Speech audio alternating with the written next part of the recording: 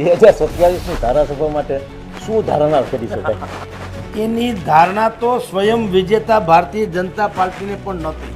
80% જેવી કામયાબી ભારતીય જનતા પાર્ટીએ મેળવી. આખા ગુજરાતમાં ભાજપને વિજય મળ્યો છે, તો હવે એનો શ્રેય કોને આપશે? જનતા આક્રોશિત હતી, એમ આપણે બધાય મીડિયામાં આવતું હતું. જનતા આક્રોશિત છે, છતાંય ભવ્ય વિજય તો આપ્યો.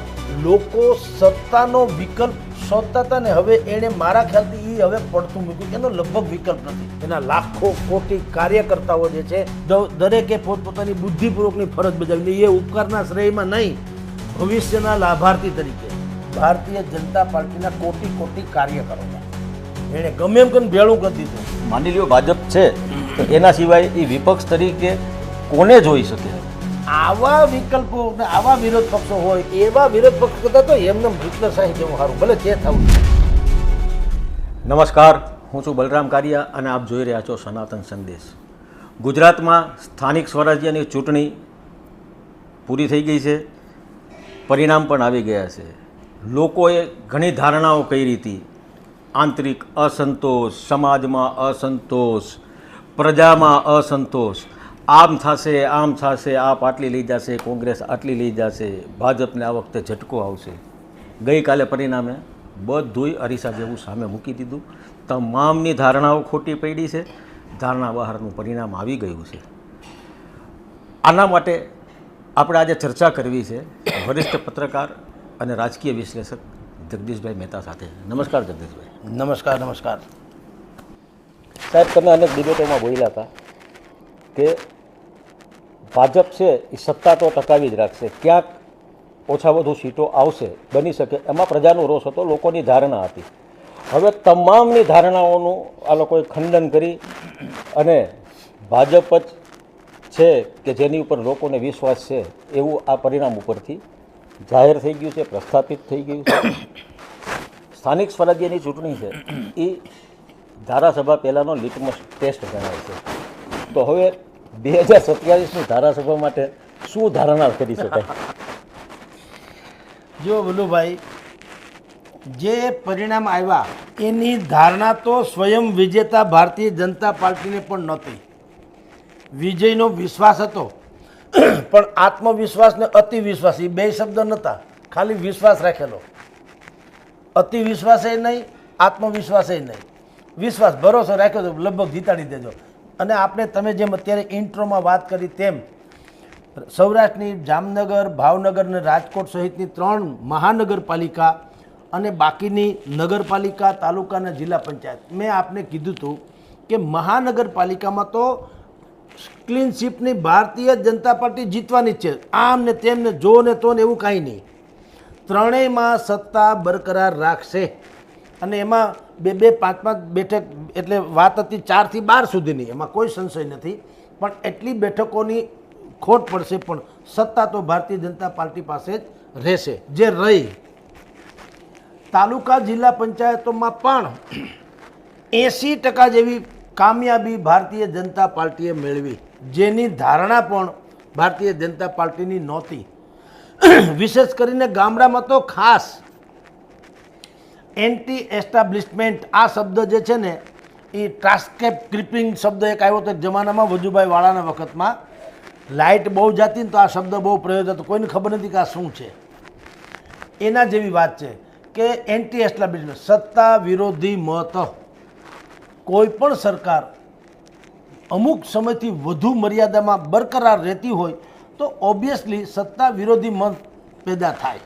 કારણ કે મોનોટોનસ જેવી વાત છે. તમે જોજો, એકને એક શબ્દ પણ કોઈ પ્રયોજે તો લોકોને ગમતું નથી, એકને એક લેઆઉટમાં વાત કરે એ ગમતું નથી. પરિવર્તન સંસાર કા નિયમ એટલે તો કહેવાય છે. તો જ્યોતિ બસુ પશ્ચિમ બંગાળમાં 25 વર્ષ શાસન રહ્યું, લોકો કંટાળ્યા, એનો લાભ મળ્યો મમતા બેનર્જીને. 15 વર્ષથી મમતા બેનર્જી છે, શાયદ એ કંટાળે એમ લાગે છે જનતા. હવે 29મીએ ખબર પડશે, 4મી મેએ, કે એનાથી કંટાળ્યા છે કે નહીં. મોટા ભાગે કંટાળશે. તો અહીંયા પણ એવી જ ફેક્ટર નિર્માણ થશે એવું મીડિયામાં લોકો દ્વારા કહેવામાં આવેલું. લોકોને ભૂંગળા લઈને જાય, ઓહો હો, બહુ ભાઈ બેફામ બની ગયા છે, સત્તાધીશો બેફામ બની ગયા છે, વગેરે વગેરે. તો એને એન્ટી એસ્ટાબ્લિશમેન્ટ કહેવાય. હવે એનો ભયંકર જુવાળ, બોલુભાઈ શાયદ તમારી જ ચેનલમાં મેં વાત કરેલી, કોઈએ મને પૂછેલું કે સ્થાનિક સ્વરાજ્યની ચૂંટણીમાં મુખ્ય કયા મુદ્દા છે. મેં એને કીધું બે જ મુદ્દા છે, ત્રીજો કોઈ મુદ્દો જ નથી. જેમ શાહબુદ્દીનભાઈ રાઠોડને કોકે પૂછેલું કે તમારું નામ જે છે શાહબુદ્દીન, અટક છે રાઠોડ, તો તમારી જાતિ કઈ? એ કે નર જાતિ. દુનિયામાં બે જ જાતિ છે, નર અને નારી, બાકી બધું તમે ને મેં ઊભી કરેલી વાતો છે. એવી રીતે બે જ વર્ગ છે, સુખી અને દુઃખી સાહેબ, ત્રીજો કોઈ વર્ગ જ નથી. એમ અહીંયા પણ બે જ મુદ્દા હતા ચૂંટણીમાં, pro government, anti government, that's all. એમાં બધું આવી ગયું, સરકાર તરફી, સરકાર વિરોધી, બીજી કોઈ વાત જ નહીં. એમાં પિષ્ટ પિંજણ કરો તો ઘણું લાંબુ થાય. એટલે સત્તા વિરોધી મત ઉપસાવવામાં આવ્યો હતો અને બધે એક જ મુદ્દાનો કાર્યક્રમ હતો. તમામે તમામ ટીવી મીડિયાથી માંડીને યુટ્યુબર્સમાં તમે જુઓ, સત્તા વિરોધી મત બહુ છે અને આંતરિક અસંતોષ છે, એવી જ વાતો થઈ. અને ભારતીય જનતા પાર્ટીએ પણ એમ માન્યું કે ફેક્ટર તો છે કંઈક. એટલે તમે જેને કહેવાય ને ડેમેજ કંટ્રોલ, હું જે શબ્દ વારંવાર કહું છું કે આમ આદમી પાર્ટી અને કોંગ્રેસમાં પરિવર્તનની લહેર નથી. એ પોતે કહે છે કે હવે તો બદલાવ, હવે તો કંઈક પંજાને લાવો, હવે તો કંઈક સમજો. પણ એને ખબર નથી, જનતા કોંગ્રેસને કહે છે કે હવે તો કંઈક તમે સમજો, અમારે દેવું છે. આમાં તો હું કર્મ સંજોગે સુપાત્ર મિલે તો કુપાત્ર કો દાન દિયો ન દિયો, કવિ ગંગ કહે સુનો ભાઈ સાધુ, મૂર્ખ મિત્ર કિયો ન કિયો. અમારે દાન દેવું છે, પણ સિંહનું દૂધ છે એ સુવર્ણના પાત્ર સિવાય થોડું ટકે. તો જનતા કહે છે કે તમે પરિવર્તિત થાવ તો અમે તો તૈયાર છીએ. કોંગ્રેસ પરિવર્તિત ન થઈ, એની ઉપર જેટલી પણ અત્યાર સુધીમાં એન્ટી એને તૃષ્ટિકરણ, મુસ્લિમ તૃષ્ટિકરણથી માંડી અને જે કાંઈ એની ઉપર આક્ષેપો રહ્યા એ બરકરાર જ રાખ્યા. પછી નવોદિત ચહેરાઓની કોશિશ કરી. અમિત ચાવડાએ કીધું મેં 50% નવા ઉમેદવારો. ભાઈ નવા એટલે ચહેરાનો જ બદલવાનો, ચરિત્ર બદલવાનું છે. તમે ચહેરા બદલાવ્યા. ગુજરાતની 6.5 કરોડની જનતામાં ફૂટડા યુવાનો, ઝુંઝાරු, લડાયક, સમર્પિત, શિક્ષિત, સક્ષમ, બધા એવા તમને મળે. 100 તમારે જોઈએ કેટલા? આ સ્થાનિક સ્વરાજ્યની ચૂંટણી હતી, 10,000 હતી. વિધાનસભા હોય તો 182, લોકસભા હોય તો 26. એટલે ગુજરાતમાં આટલા માણસ હારા ન મળે જે સર્વગુણ સંપન્ન કહી શકાય. અને એ તમારી દ્રષ્ટિ નથી, એનો અર્થ એમ થયો માણસો તો છે સારા. ભરી સભામાં દુર્યોધનને કીધું કે ભાઈ 5 સારા માણસ, અરે હા 5 સારા માણસને લઈ આવો તો. એટલે દુર્યોધન ગયો, તેણે આમ જોયું કે ઓલામાં આના વાળ વાંકા છે, આનું નાક વાંકું છે, આનું ફલાણું વાંકું છે, આનામાં આ ઢીંગણું, ઓલામાં પૂછડું છે, આમાં આ વાંક, બધા નીકળ્યા, કોઈને કોઈનામાં કંઈ ખામી જ છે. એટલે એ 5 ન મળે, આવ્યા પાછા ધોયેલ મૂળા જેવા. તો પૂછ્યું કે શું થયું ભાઈ, 5 જણાને લાવવાનું કીધું હારા આખી સભામાંથી? એ ભાઈ કોઈ સારું નથી, નીકળ્યા બોગસ માણસો છે, કોઈનું કાંઈ ડખો, કોઈનું કાંઈ ડખો. પછી અર્જુનને કીધું કે ભાઈ 5 ખરાબ માણસ હોય ને એને ગોતી આવને, હાવ ખરાબમાં ખરાબ, એટલે ડખો મટે. તો એ ગયા, એણે જોયું કે ના ના ઓલો ભાઈ ભલે આમ શ્યામ વર્ણો છે પણ નજાકત કેવી સરસ છે.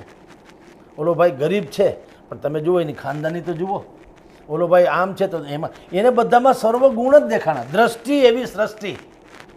તો કોંગ્રેસને કોઈ હારા માણા, મેં કીધું એમણે ચહેરા ચોક્કસ બદલાવ્યા પણ ચરિત્ર ક્યાં?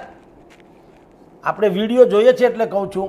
એક બુટલેગરો અહીંયા પ્રચાર કરવા આવ્યા હતા કોંગ્રેસ, પોતે જાહેરમાં કીધું કે અમે દારૂ વેચીએ છીએ, નહીં વેચેલી. બોલો.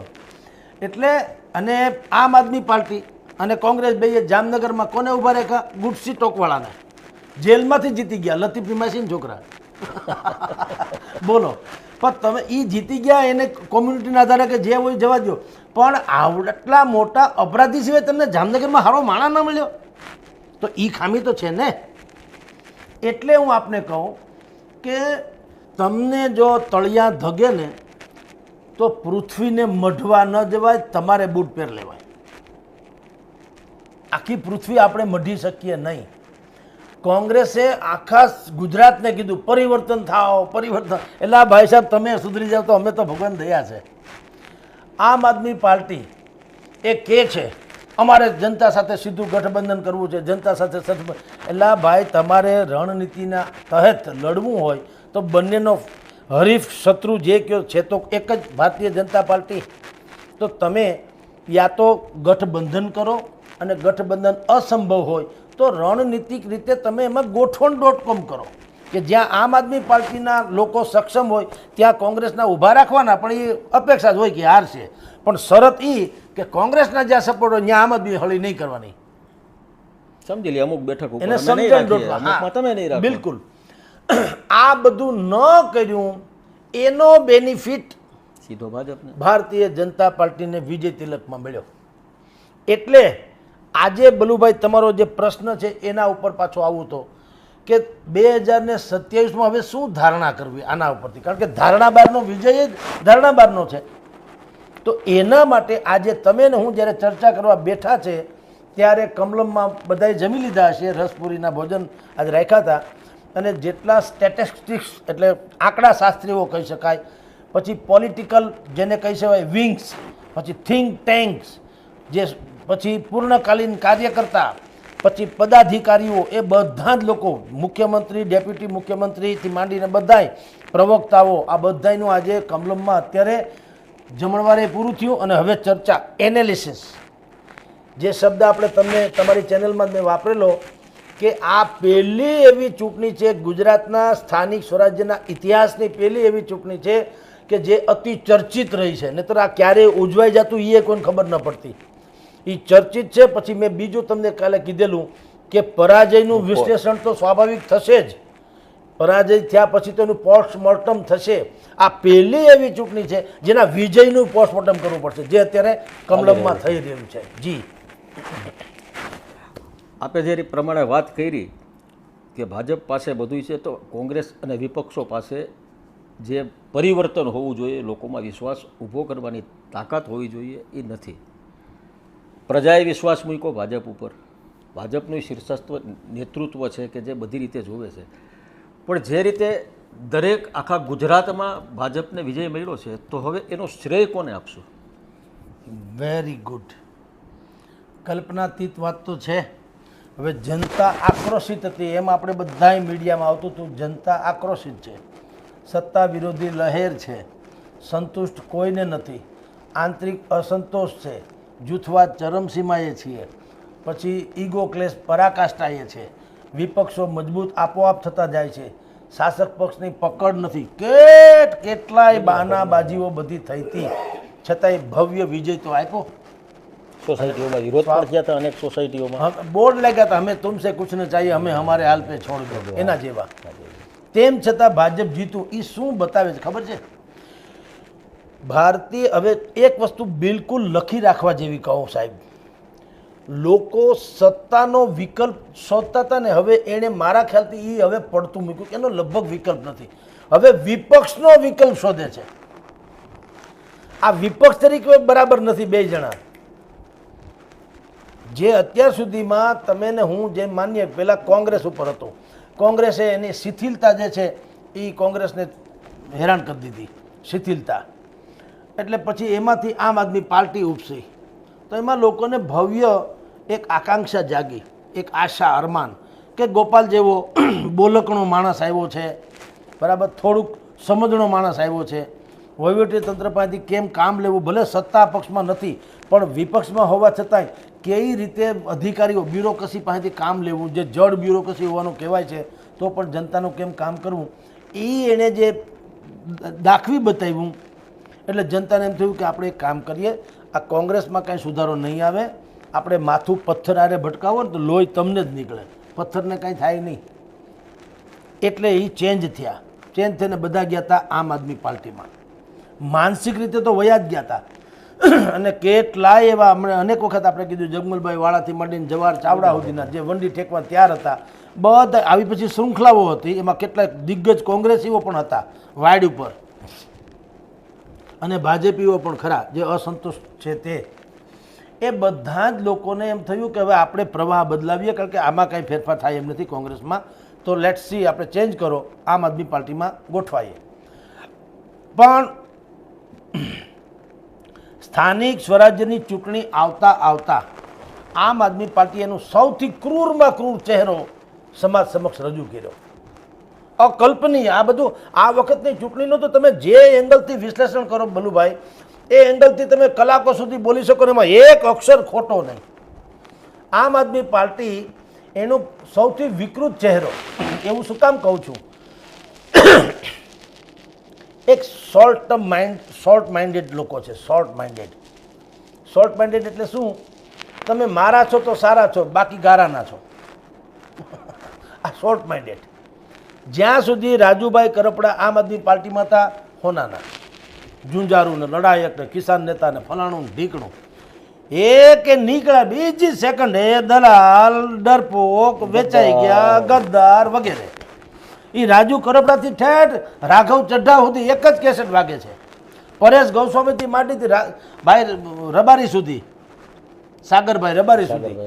હાલાકી સાગરભાઈએ તો ઠીક છે, મોવાળાનો આ છે ને માખણના પિંડામાંથી મોવાળો ખેંચી લ્યો તો પિંડો કાંઈ ઝૂકે નહીં, ખબર ન પડે ને એમ એણે સિફતપૂર્વક પોતાની જાતને ખેંચી લીધી, બુદ્ધિપૂર્વક, કોઈ જાતના વિવાદ વગર. એણે દિવસ પણ એવો પસંદ કર્યો કે પરિણામ એટલે કે મતદાન થઈ ગયું એટલે મતદાન ઉપર અસર ન પડે. હારે કે જીતે ન શ્રેય લઈ શકે, ન અફસોસ વ્યક્ત કરે. પરિણામ પહેલાં અને મતદાન પછી બુદ્ધિપૂર્વક પોતાની જાતને માખણના પિંડામાંથી મોવાળો ખેંચે એમ ખેંચી લીધી, બચી ગયા. એટલે એનો કોઈ વિરોધ આમ આદમી પાર્ટી બહુ ન કરી શકી. પણ મૂળ શોર્ટ માઇન્ડેડ જે લોકો આમ આદમીમાં છે ને, એ એને નડી ગયું કે તમારામાંથી સેજ નીકળી જાય તો એની પાસે એક સાયબર સેલ છે. આમ આદમી પાર્ટીનું સૌથી સબળ સાયબર સેલ. તમે કે હું બલુભાઈ સારું બોલો તો આપણા જેવો મહાન કોઈ પત્રકાર નહીં, અને સાચું બોલો અને એની અગેન્સ્ટમાં જાય તો તમારા જેવો કોઈ દલાલ નહીં. એક જ સેકન્ડમાં તમે દલાલ, તમે વેચાઈ ગયા, તમે ગભરાઈ ગયા, તમે ફલાણું, તમે ઢીકણું. ભાઈ સાહેબ એવું નથી હોતું. તમે ગઈકાલે તમે ગોપાલના વખાણ કરતા, આજે કેમ ટીકા કરો? ભાઈ ગઈકાલે સોમવાર હતો તો સોમવાર કીધા, મંગળવાર તો મંગળવાર કેવો કે ન કેવો? સોમવાર આખું અઠવાડિયું સોમવાર ન હોય, મંગળવાર હોય, બુધવાર હોય, ગુરુવાર હોય, હવાર હોય, સાંજ હોય, સુખ હોય, દુઃખ હોય, તડકો હોય, છાંયો હોય, તો કંઈ એકને એક વાતને વળગી રહેવાય? તો ગોપાલ આજે તમને કહું, હવે જે આપણે એટલે કે રાધર હું જે વાત ફોર એક્ઝામ્પલ કરતો હતો, આજના મેઇન સ્ટ્રીમ મીડિયા દિવ્ય ભાસ્કરનો અહેવાલ વાંચી લેવાની છૂટ, એનાલિસિસ કર્યું છે, એણે કીધું છે શું નડ્યું? ગોપાલનો સ્વભાવ, શોર્ટ માઇન્ડેડ સ્થિતિ, ચહેરાનો અભાવ, ઇન્ટરનલ લોકતંત્ર, જેની વાત તો હું કરું જ છું. સેમ વસ્તુ વડગામમાં પણ પરિણામે દેખાડી, આપ જાણો છો. તો એ વાત તો આપણે તટસ્થ મૂલ્યાંકન કે નથી ગોપાલ આપણો શત્રુ કે નથી મિત્ર, નથી ભાજપ આપણો શત્રુ કે નથી મિત્ર, નથી કોંગ્રેસ આપણો શત્રુ કે મિત્ર. આપણે શું હોય, આપણે જે સત્ય છે એ આપણો મિત્ર છે, તટસ્થતાથી આપણે, અને અસત્ય છે એ આપણો શત્રુ હોય. ઓબ્વિયસલી જનતાના હિતની વાત હોય એના ઉપર આપણે એનાલિસિસ કરીએ. મને આજે અનેક લોકોના ફોન આવ્યા ટીવી ચેનલ્સમાંથી કે કોણ બનેગા મેયર, કોણ બનેગા સ્ટેન્ડિંગ કમિટીના ચેરમેન. મેં કીધું એ મેટર જ નથી કરતી, મેં ચર્ચાની ના પાડી. સોરી ભાઈ સાહેબ, ભાઈ મેયર કોણ બને કે સ્ટેન્ડિંગનો ચેરમેન કોણ બને, એનાથી જનતાને કાંઈ લેવા દેવા નથી. એ કામથી મતલબ છે, પ્રજાને એના કામથી એને ચૂંટી દીધા. હવે જો કામ હરખું કરો તો ઠીક છે, કારણ કે હવે તો તમારામાં અંદરો અંદર એ પક્ષનો પ્રશ્ન છે, મેયર કોને બનાવો, સ્ટેન્ડિંગ કમિટીનો ચેરમેન કોને બનાવો, એનાથી જનતાને કોઈ ફેર પડતો નથી. એટલે આપણા મગજમાં કન્સેપ્ટ એક જ હોય છે, પીપલ્સ ઓનલી. તો તમારો જે પ્રશ્ન છે કે હવે આ વિજયનો શ્રેય કોને દેવો, વિજયનો શ્રેય જનતાને પણ નહીં, આમ સીધી રીતે તમે જુઓ તો, કારણ કે એ તો આક્રોશિત હતી, પણ નિર્વિકલ્પે એણે આ અત્યારે જે એના જેને કહેવાય ને કે તમારા અમુક મતદારો કમિટેડ હોય, ભારતીય જનતા પાર્ટીના સંગઠનને આ શ્રેય જાય છે. સંગઠનને એના લાખો કોટી કાર્યકર્તાઓ જે છે, એણે બાકીનું બધું હતું એ હોવા છતાં એને બાજુએ મૂકી દીધું એવું નહીં કહું, બધું હતું, અસંતોષ હતો, પોતાને કોરાણે મૂકી દીધા, લાઈક ધેટ. દરેકે પોતપોતાની બુદ્ધિપૂર્વકની ફરજ બજાવીને એ ઉપકારના શ્રેયમાં નહીં, ભવિષ્યના લાભાર્થી તરીકે. એટલે આ ટીમ ભાજપનો વિજય છે. નહીંતર જનતા તો આક્રોશિત હતી, પણ જનતા પીછે શું પડી, એને સારો વિકલ્પ વિરોધ પક્ષમાં ન મળ્યો. એટલે જનતાએ કેટલીક બેઠકો આપી આ લોકોને, અને એવી રીતે આપી કે એની આંખે ભારતીય જનતા પાર્ટીનો ભવ્ય વિજય જોઈ અને પોતે વલોપાત અનુભવે. કમસે કમ વિપક્ષ તરીકે બેસી શકે એટલું સ્થાન આપ્યું હા ના એ આપ્યું એવી રીતના તમે જુઓ રાજકોટ આ મહાનગરપાલિકામાં. થોડું ઘણું આપીને એવી રીતના આપ્યું કે જુઓ તમે જો હંપી ગયા હોત તો કેવું થાત. હવે આ તમે પરિણામ જુદું. ભારતીય જનતા પાર્ટીનો દિગ્વિજય જુઓ, તમારી આંખું ભલે તમારે ગમે એમ લોચા વળી જાય, તમારી નજરે તમે આ જુઓ. આપણે કહીએ ને ભાઈ આ કરજુગ એવો શબ્દ છે, કળયુગ નહીં, કરજુગ. કરો અને જુઓ, તમે જેવું કરો એવું જુઓ. અહીંયા તો આ વિપક્ષને આ લોકો આપણી જનતાએ એવો ચુકાદો આપ્યો કે જુઓ તમે જો સોંપી ગયા હોત, તમે સારી બ્લુ પ્રિન્ટ આપી હોત તો તમારો આવો દિગ્વિજય થયો હોત.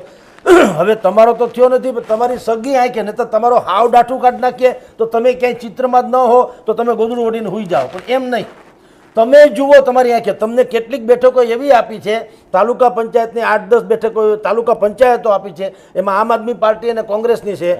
એક જિલ્લા પંચાયત આપી છે, એ ટાઈ થઈ હતી જુનાગઢમાં, તો હવે જે થાય તે. અને બાકી નગરપાલિકામાં 1-2 જગ્યાએ આપી. એ એટલા માટે આપી તમે જુઓ, તમારી નજરે તમે તમારા કર્મના ફળ ભોગવો. તમને ખબર હોય તો બલુભાઈ એક પંક્તિ છે, આપણે ત્યાં આવો, આવી સ્થિતિ જોવા માટે થઈને વિરહી માણસ, વિરહ પ્રેમીનો વિરહ હોય ને ઈ એના માટે આ પંક્તિ છે, જે અત્યારે ગુજરાતની જનતાએ વિપક્ષને કીધું તમે જુઓ તમારી નજરે. પંક્તિ શું છે ખબર છે? કાગા સબ તન ખાઈયો, કાગળને કહે છે કાગા સબ તન ખાઈયો, મારું આખું શરીર તું ખાઈ નાખજે. ચૂન ચૂન ખાઈયો માંસ, આખા માંસના લોચે લોચા તને ફાવે એમ ખાઈ જા, મજા કર આ મારા આખા શરીરમાંથી. પણ દો નૈના મત ખાઈયો મુજે પિયા મિલન की આશ, તું મારું માંસ બધું ખાઈ જજે, 2 આંખ રહેવા દેજે, હજી મને એમ છે કે મારા પિયાને હું જોઈ શકું. એમાં આ જનતાએ પણ એવું કીધું તમને થોડોક વિજય અમે આપીએ છીએ. શું કામ આપીએ છીએ? તમે તમારી હગી આંઠે વિરોધ પક્ષમાં પાટલીએ બેહીને પણ જુઓ કે તમે જો એક ન થયા, નેક ન થયા તો તમારી કઈ વલે છે. જે એક થયા ને નેક થયા એની શું દિવ્યતા અને ભવ્યતા છે. તમારી નજરે દો નૈના મત ખાઈયો, તમારી આંખ ખુલ્લી રાખી વિપક્ષ. તમે જુઓ હવે તમારી નજરે જો આવી ભવ્ય તમે થઈ શકાવત, તમારામાં એ આવડત ન રહી એટલે અમે લોકો હવે વિરોધ પક્ષનો વિકલ્પ શોધે છે જનતા. એટલે આ શ્રેય જે છે વિજયનો શ્રેય, એ શ્રેય જાય છે ભારતીય જનતા પાર્ટીના કોટી કોટી કાર્યકરોને. એણે ગમે એમ કરીને ભેળું કરી દીધું એમ કહું છું, નહીતર બધે ભાંગલું તૂટલું હતું. રોડ શો જેવા રોડ શો કરેલા, આટલી ભયંકર તાપ અને સંતાપ બેય હતો, છતાં પણ એને ગમે એમ કરીને લક્ષ્યાંક પાર પાડી દીધો. અને ભવ્ય વિજય જગદીશ વિશ્વકર્માને તિલક લાગી ગયું, હર્ષ સંઘવીને તિલક લાગી ગયું, કોટી કોટી કાર્યકર્તાઓની મહેનત એનો આશ્રય છે. જી તમે હમણાં જેમ કીધું કે વિપક્ષોને આ 2 નૈના છોડ કે જે આપ્યું છે જોવા માટે, પ્રજા પાસે એક ગુજરાતમાં ત્રીજી આશા જાગી હતી કે આપ છે એ કદાચ વિપક્ષ તરીકે સ્થાન લઈ શકશે. હવે એને તમે જે હમણાં જે વિશ્લેષણ કર્યું એ મુજબ પ્રજાને હવે એની ઉપર પણ ભરોસો નથી રહ્યો. કોંગ્રેસ છે એની સ્થિતિ પણ તમે નિર્માણ કરી. તો હવે આ વિપક્ષોની વાત છોડીએ, પણ પ્રજાએ હવે કોની ઉપર ભરોસો મૂકવાનો? માની લ્યો ભાજપ છે, તો એના સિવાય એ વિપક્ષ તરીકે કોને જોઈ શકે? હવે ગુડ વન, આ વધુ એક સારો પ્રશ્ન. કારણ કે સાહેબ વિરોધ પક્ષ વગર તો લોકશાહી ટકી ન શકે. બરાબર છે, પણ એક તો હકીકત છે બલુભાઈ, કપૂત કરતાં વાંજિયા પણ વધુ સારું.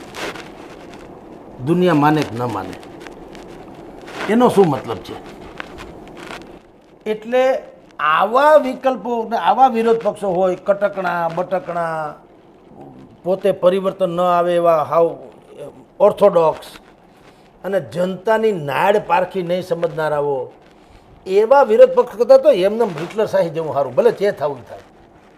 કારણ કે વિરોધ પક્ષ મજબૂત હોવો જરૂરી શબ્દ એ છે. વિરોધ પક્ષ હોવો જરૂરી નથી, આ ખાલી હોવો છે, મજબૂત નથી. તો તમારા ટીએડીએ શરૂ થાય, જે 5-50 બેઠક જીતી તો એના ટીએડીએ કે એના બધા કામ શરૂ થાય. જનતાનું શું થાય મને કહો?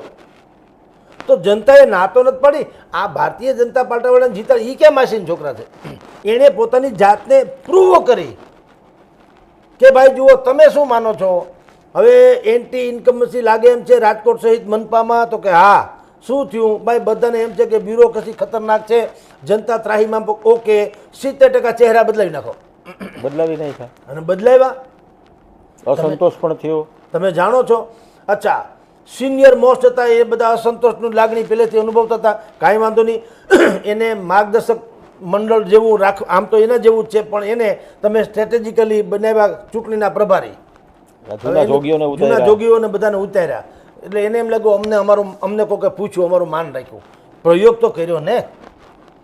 એટલે આ જે પરિસ્થિતિનું નિર્માણ કર્યું છે, અને સોશિયલ મીડિયા જે સૌથી મોટું પ્રભાવશાળી છે, તો એણે એનો પણ ભરપૂર ઉપયોગ કર્યો, અને બાકીના જેટલા પ્રોપરગંડા કહેવાય એનો પણ ભરપૂર લાભ લીધો. જેમ કે ચારેકોર બેનર પોસ્ટર, કોમી બેનર પોસ્ટર લાગી ગયા હતા, કોણે લગાડી એ રામ જાણે, શું કામ લગાડી એ બધાને ખબર, એનોય બેનિફિટ લેવામાં કાંઈ કચાશ ન છોડી. તો સવાલ એ છે કે તમે જ્યારે બજારમાં નીકળો છો તો તમારે તમારો માલ વેચવો છે અથવા તો ગ્રાહકો પાસેથી પૈસા લેવા છે, તો તમારે એના જેવું થવું પડે ને, ડિમાન્ડ એવી સપ્લાય તો કરવી પડે ને. એ ભારતીય જનતા પાર્ટીએ કરી. એટલે તમારી જાણ ખાતર કે જનતા હવે શું વિચારે, હવે વિપક્ષ તરીકે સારો અત્યારે જે વાતો થાય નહીં, એક વિપક્ષનો વિકલ્પ વિચારે છે કે આ બે હતા, કોંગ્રેસ હતું, આમ આદમી હતું, બેમાંથી એકેય આનો લાભ લઈ શક્યા નહીં. તો જનતા હવે વિચાર કરે છે કે હવે જનતા સ્વયં વિરોધ પક્ષની ભૂમિકામાં આવે તો મેળ પડશે. કારણ કે જેને આપણે વિરોધ પક્ષ કહીએ છીએ, વિરોધ પક્ષ જેવું તો હોતું નથી. એ તો સાઠગાંઠ.com એના જેવું હોય છે, જે બે એકબીજાને ભારતીય જનતા પાર્ટીની બી ટીમ કહે છે. લ્યો, તો તમને બી ટીમ તરીકે નથી મૂક્યા ને, તમને વિપક્ષ તરીકે મૂક્યા હતા, સામે મૂકવાના. તમે તો બી ટીમ તરીકે, બેયનો આક્ષેપ છે એટલે કોઈ એક તો બી ટીમ છે એ નક્કી થયું. એટલે આ સ્થિતિ જે છે, જનતાએ હવે પોતે જ વિરોધ પક્ષની ભૂમિકા ભજવવી પડશે. બહુ સરસ વાત કરી સાહેબ તમે. હવે જેમ તમે કીધું કે અસંતોષ છતાંય પ્રજાએ ભાજપ ઉપર ભરપૂર વિશ્વાસ મૂક્યો છે. લોકોની જે અપેક્ષા છે, ધારણા છે, એ મુજબ હવે શાસકો પણ જેવી રીતના એણે પોતાના અસંતુષ્ટોને જૂથમાં છે એને સમજાવી લીધા. હવે જેટલો